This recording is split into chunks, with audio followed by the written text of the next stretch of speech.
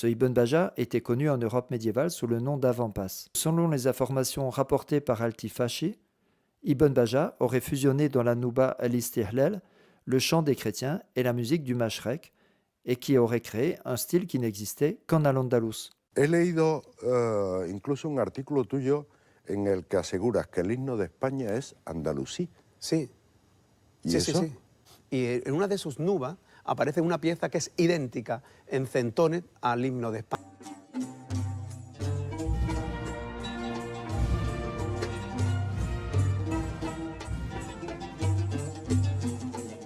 Vous avez entendu?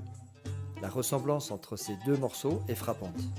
Depuis que le musicologue Ahmad Al-Dailan, lors d'une conférence à Salamanque dans les années 50, a relevé cette similitude, on lit et on entend souvent que l'hymne national espagnol est d'origine arabo-andalouse. Premièrement, on sait que l'air de l'hymne espagnol trouve son origine dans une marche militaire, jouée au tambour et au pipeau.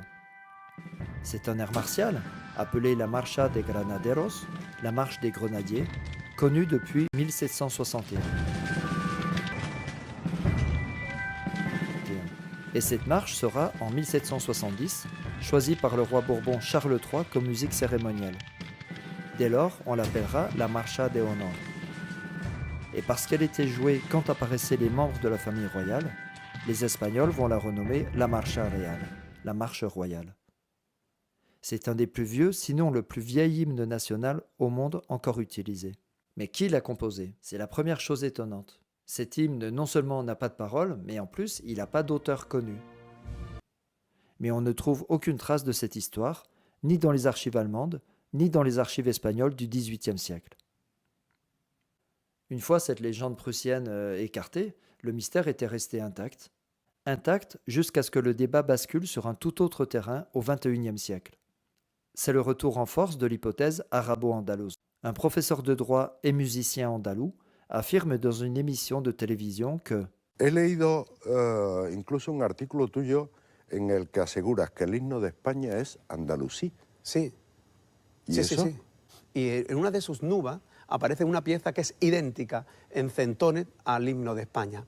son affirmation, très peu sourcée, a entraîné pas mal de crispations chez les nationalistes espagnols. Mais qu'est-ce qu'on en sait vraiment?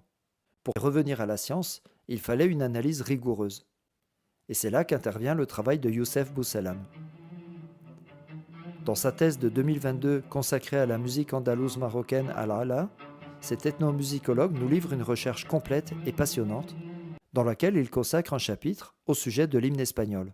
Il reprend la thèse d'abord soulevée par Ahmad Al-Dailan, puis par Antonio Manuel, d'une origine andalouse, un morceau tiré de la touchia du Darj de la Nouba al-Istihlal. Pour faire simple, la touchia, c'est une introduction, une ouverture qui suit un cycle rythmique, ici le Darj, d'une suite musicale qu'on appelle la Nouba, ici la Nouba appelée Istihlal. Youssef Bousselam fait une analyse poussée en comparant les deux morceaux. En adaptant et en synchronisant les pistes, il met en lumière de grandes ressemblances, mais aussi des différences. Il nous dit que certains musicologues attribuent la composition de la touchia du Darj au philosophe, médecin, astronome, musicien et poète andalou Ibn Baja. Ce Ibn Baja était connu en Europe médiévale sous le nom d'Avampas. C'est que selon les informations rapportées par Al-Tifashi, Ibn Baja aurait fusionné dans la Nouba al-Istihlal le chant des chrétiens et la musique du Mashrek, et qui aurait créé un style qui n'existait qu'en Al-Andalus. Il faut en fait attendre 1780 pour avoir une attestation de cette musique andalouse dans un texte, le Kunas al-Haik, dans lequel on trouve cette mélodie, écrite par le musicien fassi Hajj Alal al-Batla, 19 ans après l'attestation de la marche de Granaderos. Et ça nous incite à relativiser l'affirmation de Antonio Manuel, qui disait que l'hymne espagnol est une copie conforme de l'introduction instrumentale d'une nouba andalouse compilée au XIe siècle. Youssef Bousselam, lui, est plus circonstancié.